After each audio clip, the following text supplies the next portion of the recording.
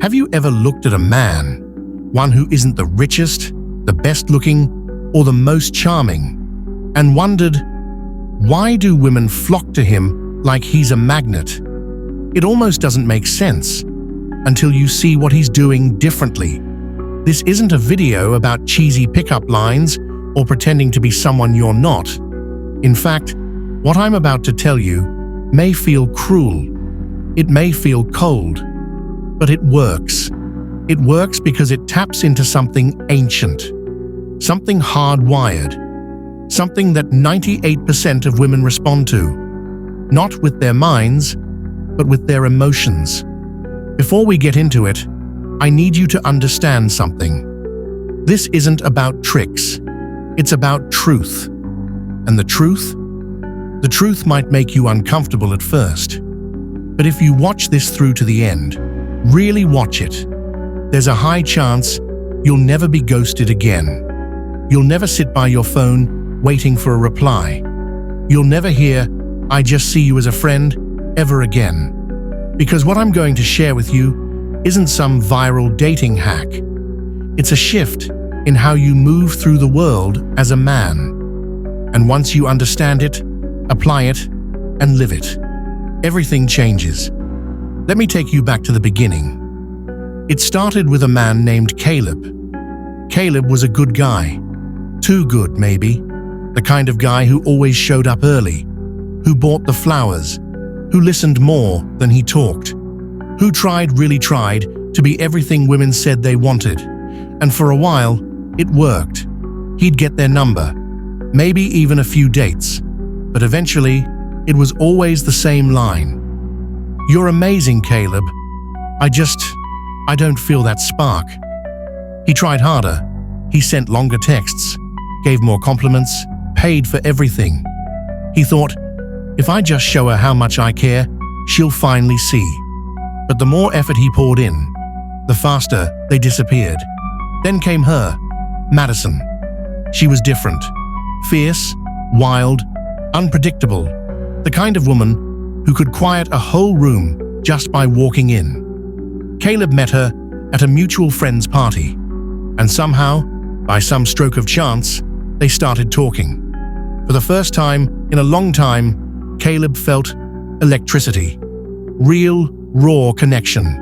And he thought, this is it. This is the one. He did everything right.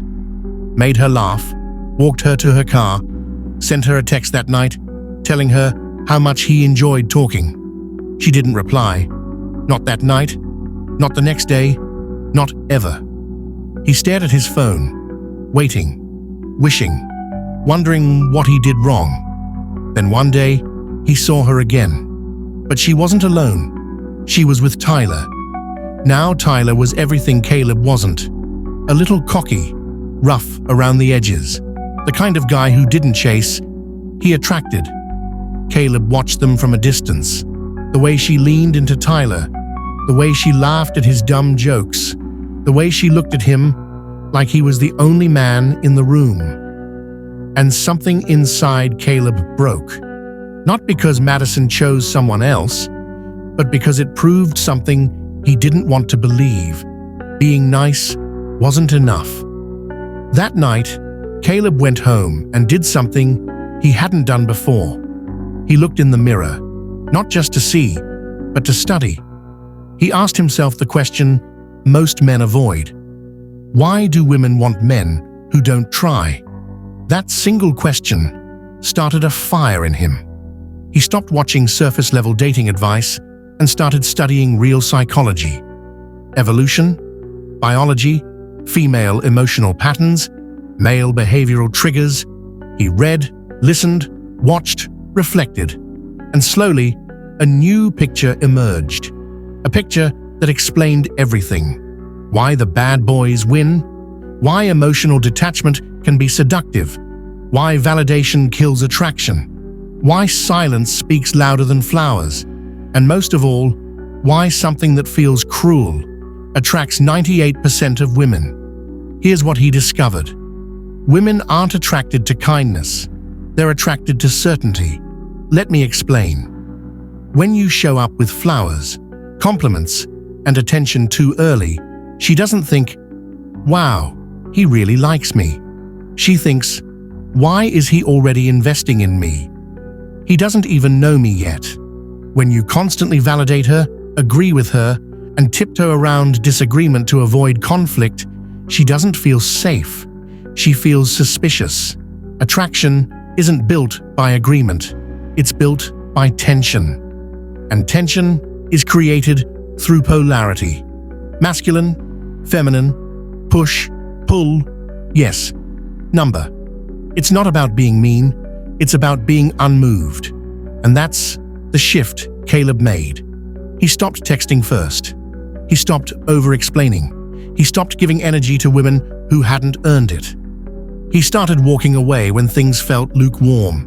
He said no more. He challenged more. He led more. It felt cruel at first, like he was being cold, like he was breaking the rules of being a good guy. But then, something strange happened.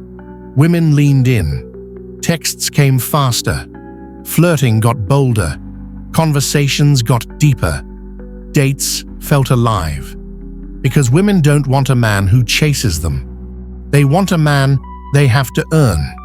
And the moment Caleb stopped trying to be chosen and started choosing himself, everything changed.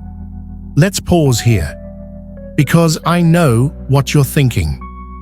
Isn't this manipulative? Isn't it wrong to play games? Shouldn't I just be myself? Here's the truth. If yourself means giving endlessly, expecting nothing, and hoping someone sees your worth without requiring them to show theirs, then being yourself is the very thing driving them away. This isn't about becoming someone fake. It's about becoming someone unshakable. That's the trait that attracts women on a subconscious level. Emotional sovereignty. And emotional sovereignty means this: you don't need her approval. You don't crave her validation. You don't fear her leaving. Because you are already full. Not full of arrogance, but of presence. And a man who is present, grounded, centered, he is rare. He is magnetic. He is the man 98% of women will chase, invest in, and obsess over, without even knowing why. Let me take you deeper. Because what Caleb uncovered after transforming his approach wasn't just a better way to text, flirt, or date. It was the truth about human desire.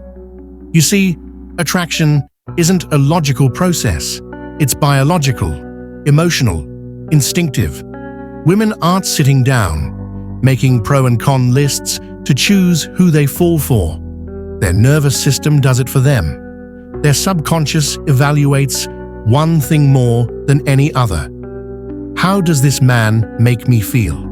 And the men who trigger deep feelings, mystery, challenge, anticipation, tension, they create an internal storm that women crave. The feeling of unpredictability, not danger, but depth. Like there's more to discover. Like you're not fully hers until she earns you. Caleb used to think love was about being fully available, fully transparent, and fully giving from day one. But now, he knew. Mystery is the oxygen of desire. So he started pulling back, not to manipulate, but to test. One night, Caleb was talking to a woman named Rachel. Beautiful, intelligent. The kind of woman who used to intimidate him. Normally, he would have complimented her every move, tried to prove he was different, better, more attentive. But this time, he did something radical. He told her, "You seem interesting, but I'm still figuring you out." That sentence changed the entire energy of their conversation. Her eyes lit up, not with offense, but with intrigue. She leaned in, asked more questions, tried harder to show him who she was. Why? Because most men rush to win her. Very few pause to ask, "Is she what I want?" This reversal is powerful. And yes, some women won't like it. They'll call you arrogant, cold, detached, but they'll feel something they can't deny. a magnetic pull toward your emotional self-respect. Here's the paradox most men never learn. When you stop seeking approval, you become irresistible. And yet this is where most guys stumble. They want to pull back. They want to be bold. They want to be that guy who sets boundaries, who doesn't care, who walks away. But then, she doesn't reply right away, and panic sets in. So they text again, apologize for being too distant, try to fix the vibe. But women can smell this, not the action, but the intention. Because intention isn't what you say, it's what you signal. And when your actions scream, please choose me, she won't. But when your presence says, I choose me, she leans in. Caleb once told me something that stuck with me. The day I stopped fearing her leaving was the day she stopped wanting to. Let that land. Because most men's biggest fear is loss. Loss of her attention, her affection, her body, her love. So they cling, overinvest, overcommunicate, overexpress. But the moment you fear losing her is the moment you've already lost yourself. And women are wired to test this, not because they're evil, not because they want to hurt you, but because their biology is looking for stability. They push to see if you'll wobble. And when you do, with that said, thanks for watching, and until next time.